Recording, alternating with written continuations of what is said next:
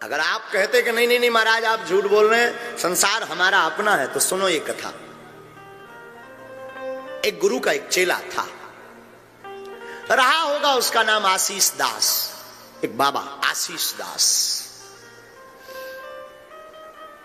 गुरुजी उसको योग सिखाया करते थे, योग की कला में वो निपुण हो गया था।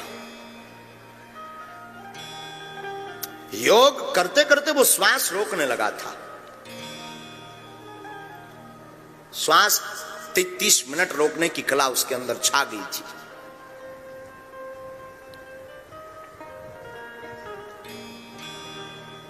एक दिन 4-5 दिन गुरुजी के पास नहीं आया तो गुरुजी ने पूछा क्या हुआ?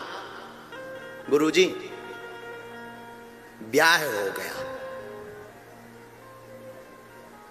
तो गुरुजी हंस गए, बोले अब तो तुम गए काम से। क्यों? ब्याह हो गया मतलब अब तुम किसी काम के नहीं बचे। हाँ, गए काम से।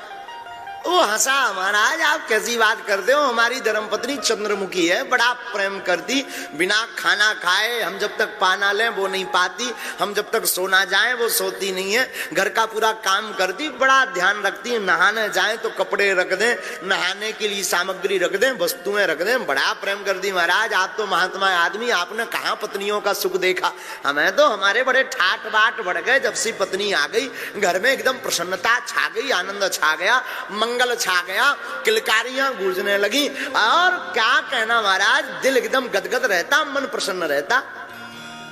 महात्मा बोले वाह, तब तो तुम बिल्कुल काम से गए। तो आशीष दास और हंसा, जय हो आपकी, ये क्या उल्टी उल्टी भाषा बोल रहे गुरुजी आप। देखो हम तो प्रैक्टिकल वाले आदमी हैं बेटा। गुरुजी ने कहा तुम्हें लगता है कि तुम्हारी पत्नी इतना प्रेम करती है, तुम्हें लगता है तुम्हारा परिवार इतना प्रेम करता है, एक उपाय है। क्या? बताऊंगा, कान में करो, इधर कान में एक पूरा मंत्र फूंक दिया। अगर तुम्हें लगता कि तुम्हारा परिवार तुमसे बहुत प्रेम करता तो ये प्रयोग करके देख लो, समझ में आ जाएगा। वो गया घर, जो गुरुजी ने कहा था, तो जाते ही धर्मपत्नी भाग्यवान, हाँ जी स्वामी जी, हे नाथ प्राणनाथ आप आ गए। वही मीठी मीठी बात है, मीठा जहर कह दो तो अतिशयोक्ति नहीं, स्वीट पॉइजन। हे प्राणनाथ स्वामीनाथ, भाग्यवान आज हमारा खीर खाने का बड़ा मन है। हाँ अभी बना दे महाराज। तुरंत दूध बूध ला करके, काजू किशमिश ला करके उसकी धर्मपत्नी, जिसका नाम था लक्ष्मी, वो बढ़िया सा मीठा मीठा सा बढ़िया खीर बनाने लगी। प्रसाद तस्मई चढ़ गई, आनंद के साथ तस्मई चढ़ने के बाद में वो कहती महाराज आप कहो तो चरण दबा दूं। तो आशीष दास कहता नहीं नहीं नहीं ठीक है, जो गुरुजी ने बताया था उसे तो वो प्रयोग करना था। तो आशीष दास चढ़ गया अपने, जो उसका घर था छप्पर वाला, उसमें एक लकड़ी लगी हुई थी मोटी सी, उसे म्यारी कहते हैं, गांव की भाषा में उसे म्यारी बोलते हैं। तो वो उस म्यारी पर खप्पर छाने का ढोंग करके चढ़ा। तो इधर उधर खप्पर वप्पर करके वो गुरुजी ने जो विधि बतलाई थी, तो वो उस म्यारी पर दोनों पांव फंसा करके लटक गया, सिर नीचे कर लिया और म्यारी में इस प्रकार का फंदा बना करके लटक गया। 2 मिनट 3 मिनट 4 मिनट 5 मिनट, वो 10-15 मिनट में खीर तब तक सिद्ध हो गई, बन गई। गुरुजी ने कहा था कि श्वास खीर बनते ही रोक लेना। उसके पास तो वो कला थी, क्योंकि योग का विद्यार्थी था, पारंगत था, निपुण था। तो उसने श्वास को रोका, श्वास को रोका तो पत्नी आई, और पत्नी ने वही अपने मीठे सुर में कहा नाथ, ओ प्राणनाथ स्वामी, प्रसाद बन गया, आओ खीर पालो। अब इन्हें तो गुरुजी ने सिखा रखा था, ये तो हूं हाँ हूं कुछ ना बोले, लटके सो लटके एकदम। हाँ, पत्नी फिर बोली, थोड़ा जोर से बोली, शायद सुनाई नहीं, नाथ अरे स्वामी जी प्रसाद बन गया, खीर बन गई, आओ पाओ। फिर मौन। तीसरी बार फिर आवाज लगाई, क्या हुआ, कोई जवाब क्यों नहीं दे रहे? अभी तो बड़ा खटर पटर कर रहे थे, अभी तो बड़ा शोर मचा रहे थे, खीर बनाने के लिए हल्ला मचा रहे थे, आखिर हुआ क्या? पत्नी गई, देखा लटके हैं। हे भगवान, ये क्या खटर पटर कर रहे हैं महाराज, ऐसे क्यों लटके हो? हाथ एकदम पकड़ा और हलाया, उठो महाराज, ये क्या कर रहे हो, क्या हुआ? क्या खाक बोले? वो तो गुरुजी का सिखाया था, सुन सब रहा था, श्वास रोक रखी थी, पर बोले क्या? मौन। पत्नी 2-4 मिनट तो सोचती कुछ हुआ क्या, दबती बंद गई क्या, दांत देखे तो दांत ठीक, सांस सांस हार्ट बीट कुछ भी नहीं चल रही। हे भगवान क्या हुआ? कान लगाया, थोड़ा मला, मालिश की, हाथ की हथेलियों को मला, थोड़ा सा सीना को मला, दबाने का प्रयास किया, नाक को फूकने का प्रयास किया। हे भगवान, घबराने लगी, थोड़ा पसीना आया उसे, थोड़ा वो घबराई, थोड़ा वो बेचैन हुई, थोड़ा वो उत्सुक हुई, थोड़ी सी आंखें भी नम हुई, थोड़ी सी शरीर में कंपन भी उसको लगने लगी, कहीं जो मैं सोच रही हूं वो हो तो नहीं गया। जब 2-4-5 मिनट बीत गए तो उसे लगा कि टैं बोल गए, सच में टैं बोल गए हैं। अब का अब विचार किया कि ये तो मर ही गए आशीष दास, हम क्यों भूखे मरे? अगर रात का 11 बज रहा है और कहीं अभी से रोना शुरू किया तो कल 2-3 बजे तक तो कोई पूछने वाला नहीं है, क्योंकि सब आ जाएंगे, और रात का समय और ऊपर से दिन भर की भूखी और फिर रोना, तबीयत फिर खराब। एक काम करो, ये तो चले ही गए हैं, 2 मिनट और घपा घप खाओ, पेट टंकी फुल करो, फिर दबा के रोते हैं। और हुआ क्या? धन्य है धर्म पत्नी, यही किया उसने, दबा के खीर का कटोरा लिया और देखते देखते 2-4 कटोरा सटका गई रड़वाल। हाँ हाँ हाँ, पाई सो पाई, और दूध भी और पानी भी, थोड़ा काजू ऊपर से, और मुंह पहुंच के, और फिर उसने लंबा सा घूंघट डाला और साउंड सर्विस शुरू की। तो गांव वाले, घर वाले सब आ गए।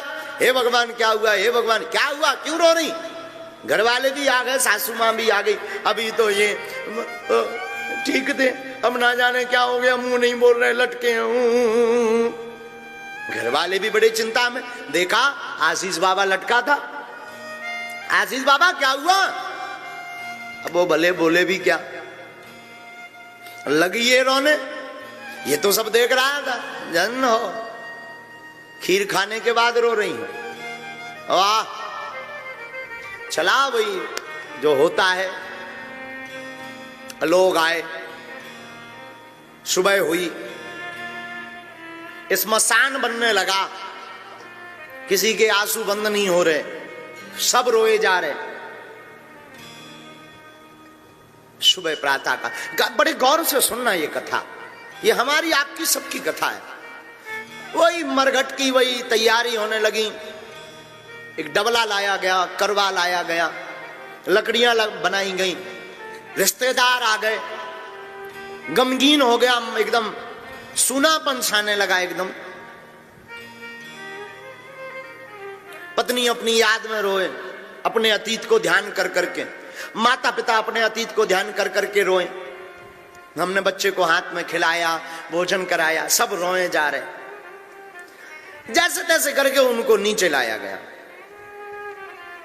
अब ले जाने की बारी आई तो महात्मा, वो जो आशीष के गुरु थे, वो आए। बीच बीच में एक आध बार इसने चढ़े चढ़े सांस ली, और फिर वही क्रिया तो उसकी मजबूत थी योग की, वही क्रिया करे बार बार। गुरुजी आए तो गुरुजी ने देखा, ओ मर गया। राम राम राम, पांव पकड़ के सब रोने लगे, घर वाले भी, माता भी, पत्नी भी। हे महाराज, आप तो बड़े सिद्ध हो, महापुरुष हो, अमलात्मा हो, साधनाएं हैं आपके पास, तो मंत्र विधा है, आप जिंदा करो ना। तो महात्मा ने कहा कि हम जिंदा कर देंगे। बोले वाह, अब तो घर वाले बड़ी चमचमाती आंखें, चेहरे पर थोड़ी मुस्कुराहट छाने लगी, रोना थोड़ा कम हो गया। महाराज फिर जल्दी करो, देर हो जाएगी, शरीर दुर्गंध देने लगेगा। अच्छा एक काम करो, दूध लाओ एक कटोरा में। एक कटोरा में दूध आया, कटोरा का दूध लिया और महात्मा ने वो आशीष दास के ऊपर से 7 बार यूं यूं यूं यूं घुमाया और कहा कि ये तो जिंदा हो जाएगा, पर ये जो दूध पिएगा वो मर जाएगा।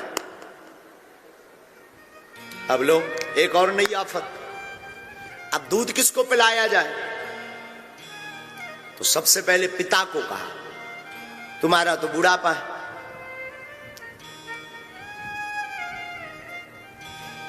लो।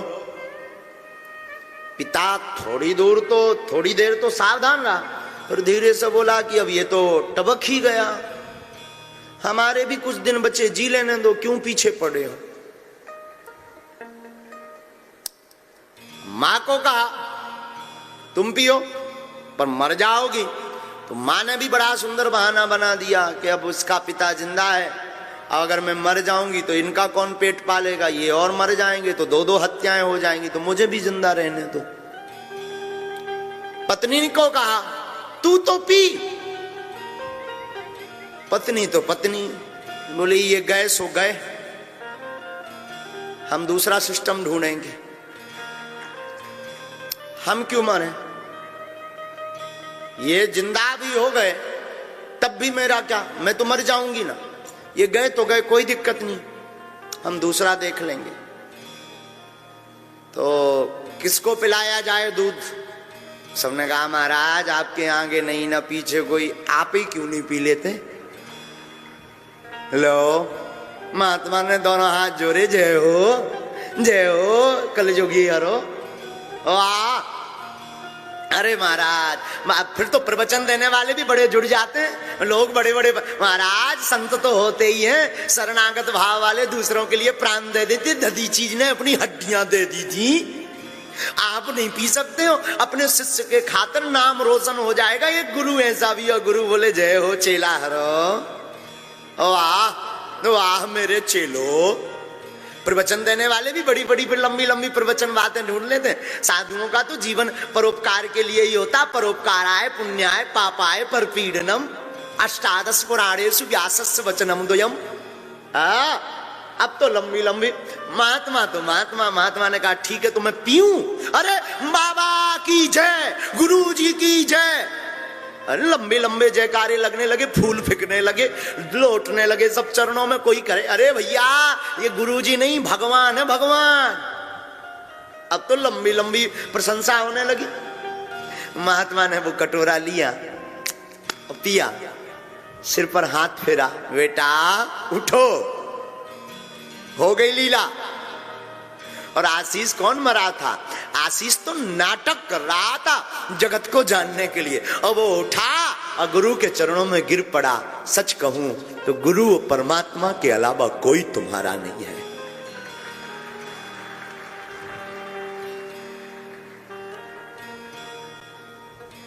और फिर क्या, चल पड़ा आशीष सबको छोड़ छाड़ के। फिर तो बड़े बड़े तमाशे होने लगे, बड़े बड़े लोग बातें करने लगे।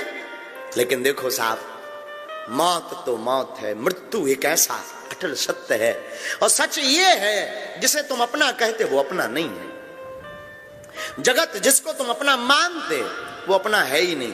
ये संसार किसी का नहीं है। मृत्यु अटल सत्य का नाम है। मृत्यु सबकी आती है,